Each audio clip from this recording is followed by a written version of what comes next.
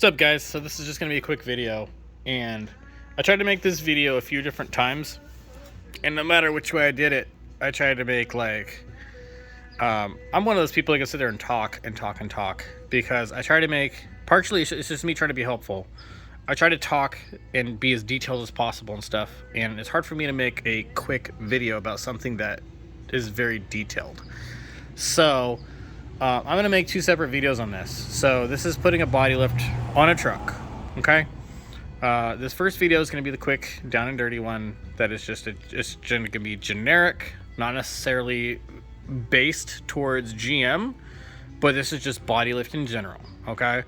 And there'll be a reason for it, okay? Because the GM one was very the GM version of this truck this year, blah blah, and all the crap that I had to go through to put this body lift on is like I got no less than like 25 minutes. So I'm at 1 minute right now on the clock, and like I said, this is gonna be quick, down and dirty, should you get a body lift on your truck. So let me answer this question. So why did I get a body lift?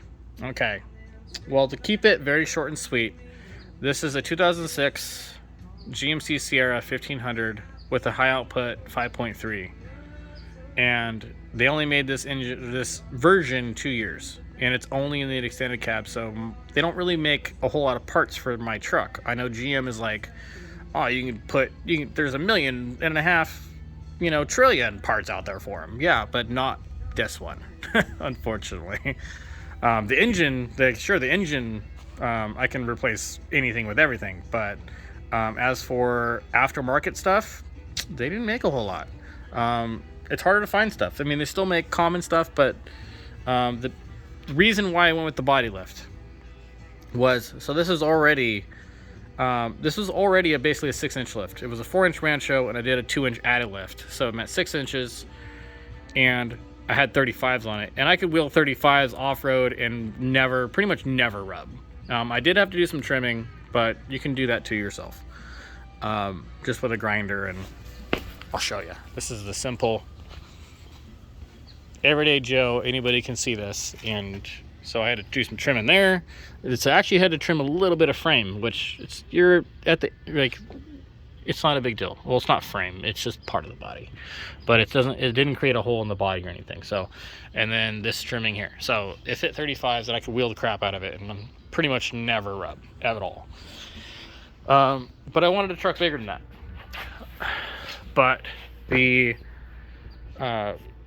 closest thing, like I already had a 6-inch on 35s, but the next biggest lift kit that they made for my truck was a 7-inch. That was the biggest aftermarket lift kit they made, and the only option was to go with a custom kit, which costs as much as the truck does, and that's retarded. Why would I do that?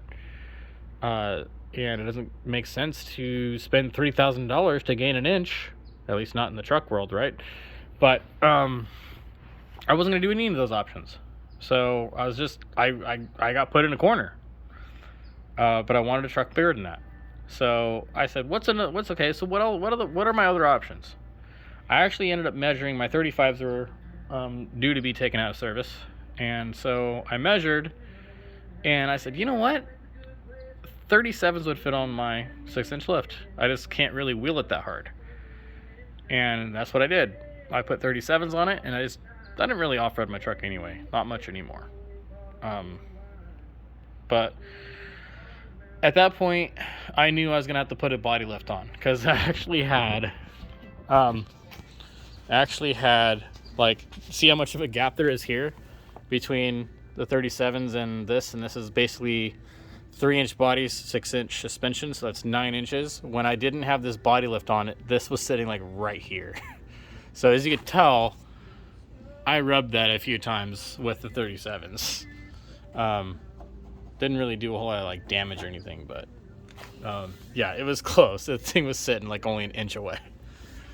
But I knew at that point, since I wasn't going to drop the $3,000 for the 1-inch of suspension lift, which was dumb, I was like, you know what? I'm forced to do a body lift. I'm going to do a 3-inch body lift, and I'm going to be done with it, and this truck's never going to get anything else done to it suspension wise again. And that's what I went with. So But I ran into a lot of issues. The kit said 12 hours. It took me 48.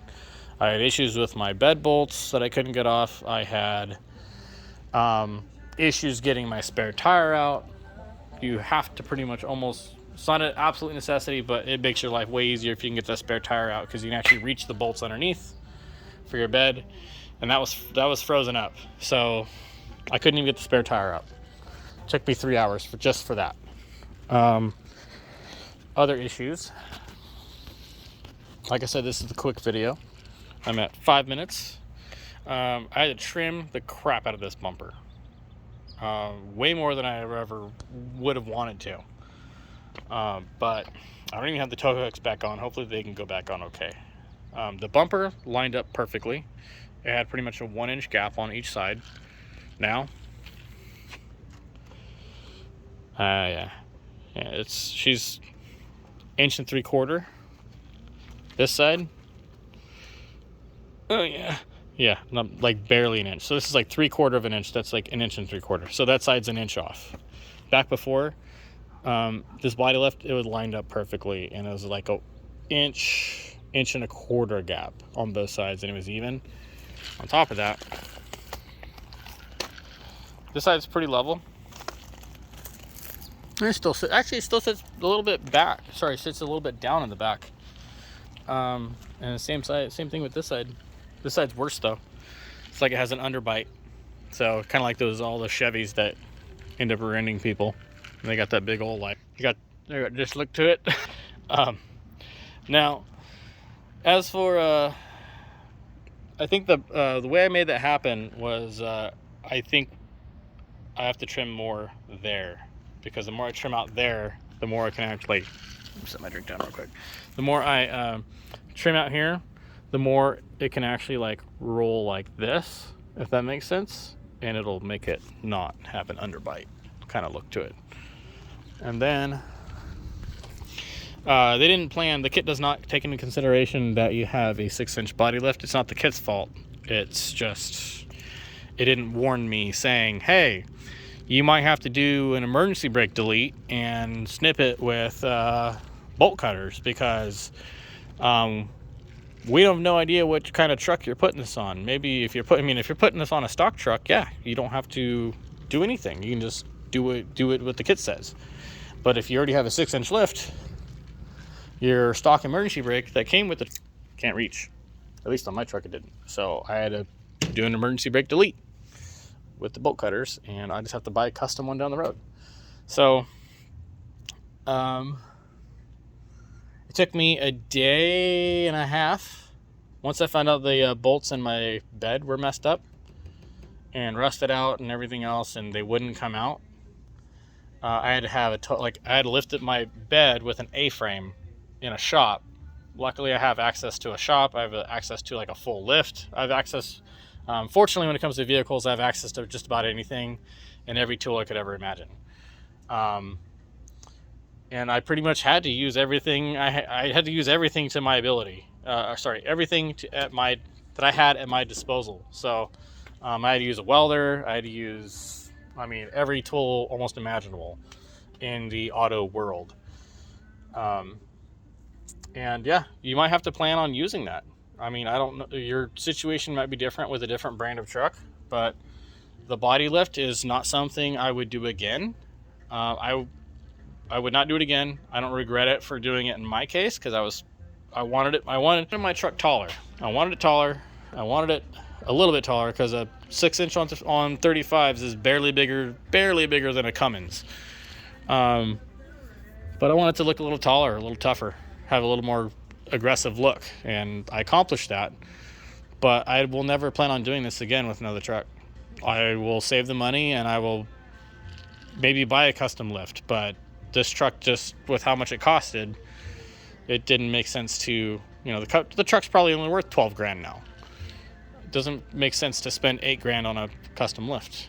So it's really a question you have to ask yourself, of whether the body lift is worth it for you, because it could take way longer. It's a full commitment. There's no half committing.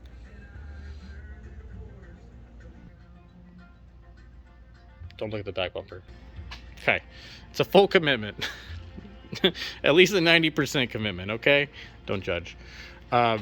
You have to do it. Once you start doing it, once you get halfway through, there's no turning back. I mean, you may have to custom do stuff, and it's not fixable. So just take into consideration, if it says 12 hours, you may end up being there for 48. And hopefully you have a side vehicle. I have a side vehicle that I can take, although it's, you know, dirty as crap and ugly and whatever. You might have to have a second vehicle while your truck's down for a week. You never know. As well as you don't know what kind of problems you're going to run into.